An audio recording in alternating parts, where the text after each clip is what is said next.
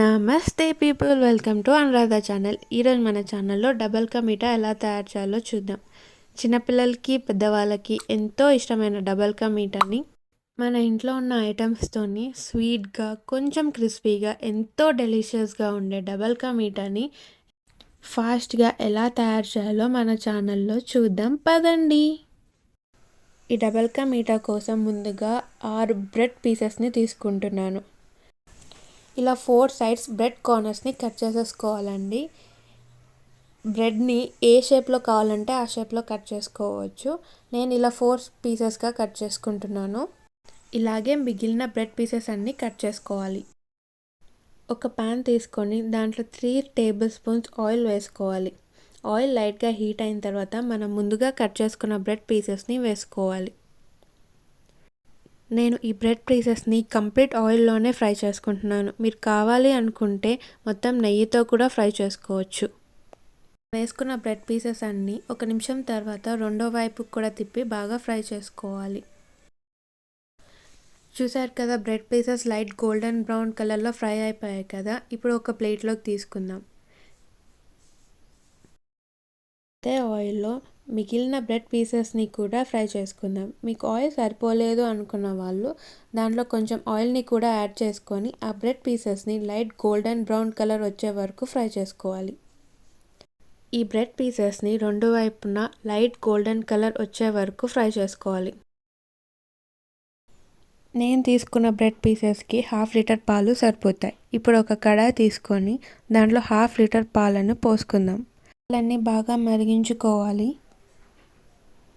ఇలా పాలన్నీ మరిగిన తర్వాత మనం తీసుకున్న 1/2 లీటర్ పాలకి 1 కప్పు షుగర్ అయితే సరిపోతుందండి. షుగర్ వేసుకునేటప్పుడు స్టవ్ సిమ్లో పెట్టుకొని వేసుకోవాలి, లేదంటే పాలు విరిగిపోయే ఛాన్సెస్ ఉన్నాయండి. స్టవ్ సిమ్లో పెట్టుకొని పాలల్లో షుగర్ అంతా కరిగిపోయే వరకు కలుపుకోవాలి. ఇలా పాలల్లో షుగర్ అంతా కరిగిపోయిన తర్వాత 1 స్పూన్ యాలక్కల పొడి వేసుకోవాలి. యాలక్కల పొడి వేసుకోవడం వల్ల స్మెల్, టేస్ట్ రెండు చాలా బాగుంటాయి. ఇప్పుడు ఈ టైంలో మనం ముందుగా ఫ్రై చేసుకున్న బ్రెడ్ పీసెస్ అన్నీ ఈ పాలల్లో వేసుకోవాలి. ఇలా ముందుగా ఫ్రై చేసుకున్న బ్రెడ్ పీసెస్ అన్నీ పాలల్లో వేసుకున్న తర్వాత ఎక్కువగా మిక్స్ చేసుకోకూడదండి. ఎక్కువగా మిక్స్ చేసుకోవడం వల్ల బ్రెడ్ పీసెస్ ఇరిగిపోతాయి. జస్ట్ ఈ బ్రెడ్ పీసెస్ అన్నీ పాలలో మునిగేంత వరకు అదుముకోవాలి. ఈ బ్రెడ్ పీసెస్ పాలల్లో మెత్తగా అయ్యే వరకు మూతను క్లోజ్ చేసుకొని ఉడికించుకోవాలి. మూతని మరీ ఎక్కువగా క్లోజ్ చేసుకోకూడదండి, పాలు పొంగిపోయే ఛాన్సెస్ ఉన్నాయి కాబట్టి కొంచెం గ్యాప్ ఇచ్చి క్లోజ్ చేసుకోవాలండి. 2 నిమిషాల తర్వాత చూసారు కదా బ్రెడ్ పీసెస్ అన్నీ ఎలా మెత్తగా అయిపోయాయో.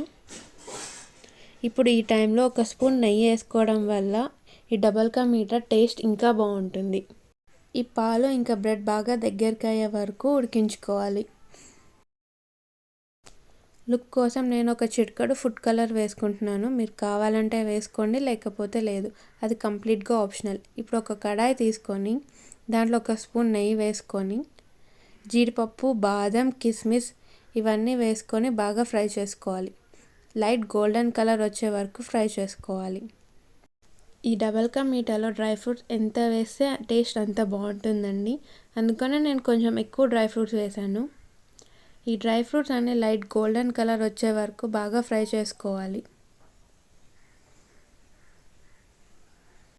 చూసారు కదా, డ్రై ఫ్రూట్స్ అన్నీ బాగా ఫ్రై అయిపోయాయి కదా. ఇప్పుడు ఈ డ్రై ఫ్రూట్స్ అన్నీ ఈ డబల్ కా మీఠాలో వేసుకుందాం. ఇవన్నీ బాగా కలిసేలాగా కలుపుకోవాలండి.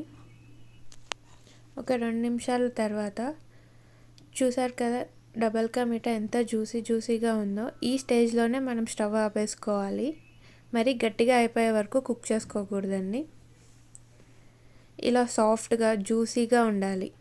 ఎంతో ఫాస్ట్గా అయిపోయే డబల్ కా మీఠా రెడీ అయిపోయింది. దీన్ని ఇప్పుడు ఒక సర్వింగ్ బౌల్లోకి తీసుకొని సర్వ్ చేసుకోవాలి. మనం ముందుగానే ఫ్రై చేసుకున్న డ్రై ఫ్రూట్స్ని ఇలా గార్నిషింగ్ చేసుకుంటే అయిపోతుంది. ఎంతో డెలిషియస్గా ఉండే డబల్ కా మీఠా రెడీ అయిపోయింది. ఎలా ఉంది, నచ్చిందా? అయితే మీరు కూడా ట్రై చేసి ఎలా ఉందో మా కమెంట్ సెక్షన్లో తెలియచేయండి. ఈ వీడియో కానీ మీకు నచ్చినట్టయితే లైక్ చేయండి, షేర్ చేయండి, సబ్స్క్రైబ్ చేయండి.